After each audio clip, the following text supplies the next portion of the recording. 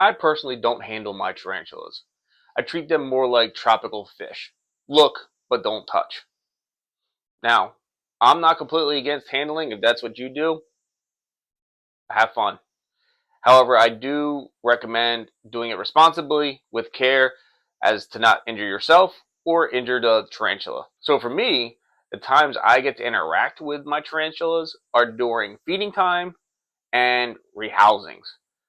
So with that being said, today we'll be rehousing one of my favorite New World tarantulas, the Tliltocatl albopilosus. I'm Jay's Cryptic Creatures. Come on, let's learn something together.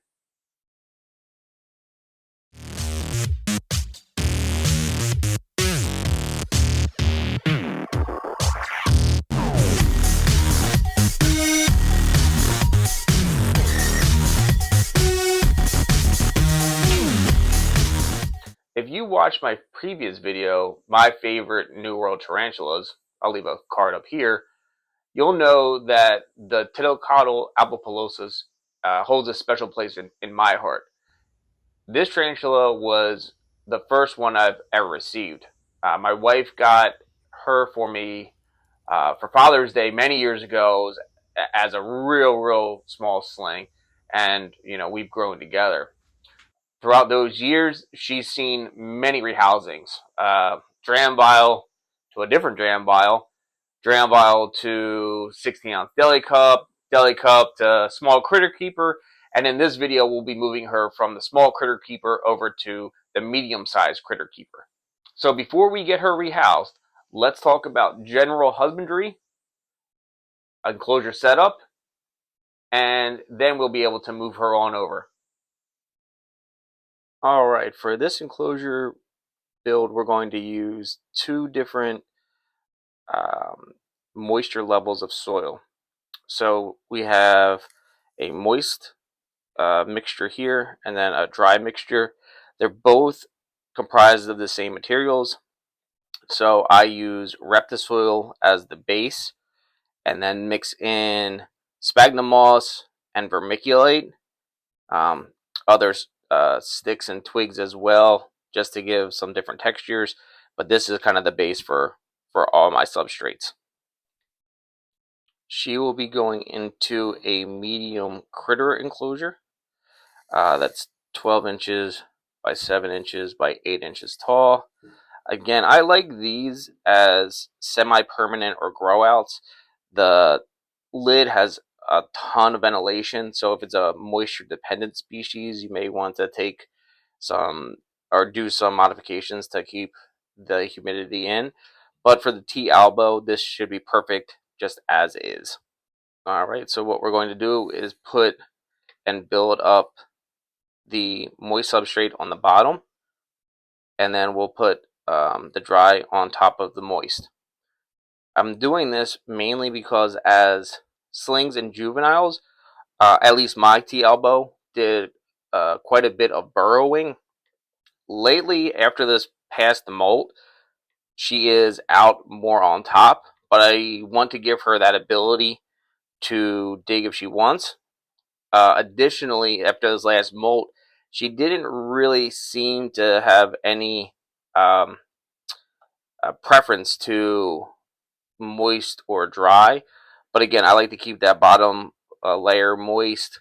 And as that begins to dry out, what I'll probably end up doing is just keeping a moist area around the water bowl.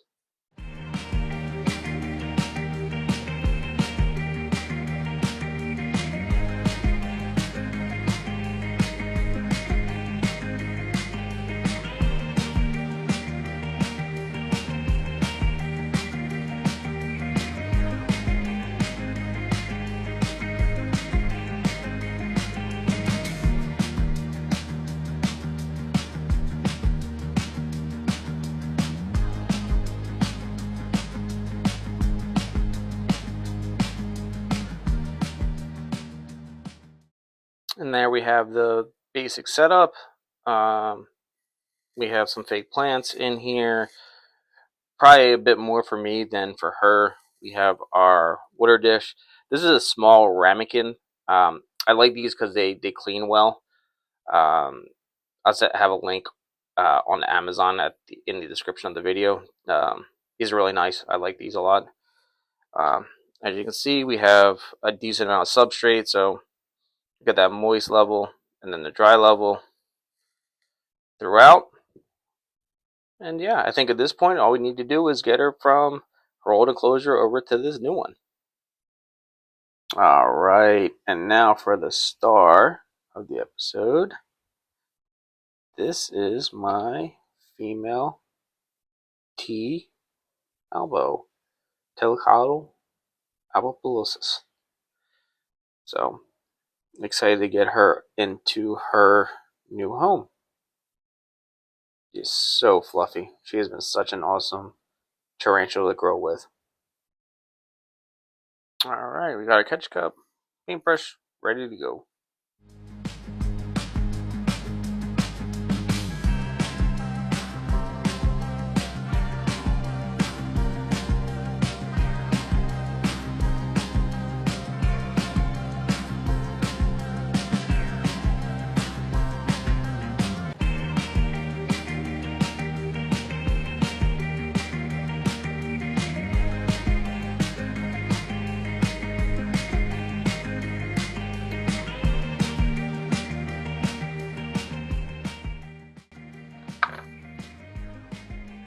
Yep, sorry about the angle there. But in she goes.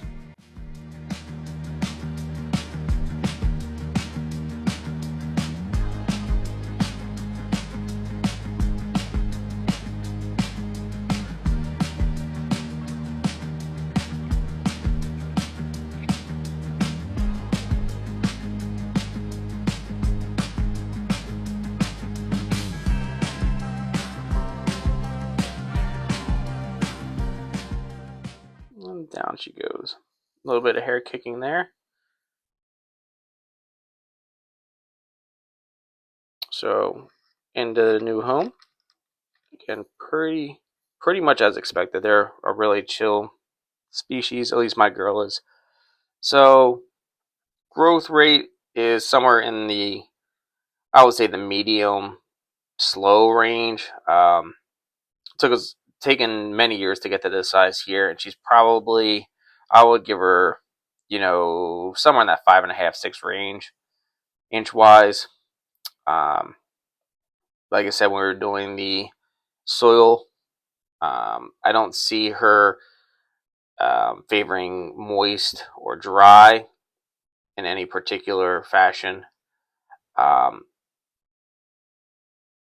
She's probably about at adulthood at this point. As a juvenile, we would feed weekly small pre-killed crickets, and then as she approached juvenile, I would go bi-weekly with small crickets or large, depending on how she was looking. And then as an adult now, I try to feed 3 times to 4. I'm sorry, not 3 times. Every third week or a month. Super worms, crickets. Doesn't seem to be picky in that sort of sense. And this enclosure should give her plenty of room to continue to stretch out. Like I said, I can't imagine her getting much larger. Let's get her steered back in.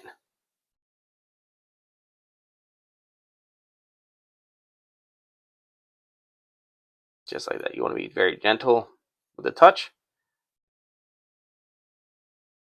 And let's let her settle in. So that rehousing was pretty smooth.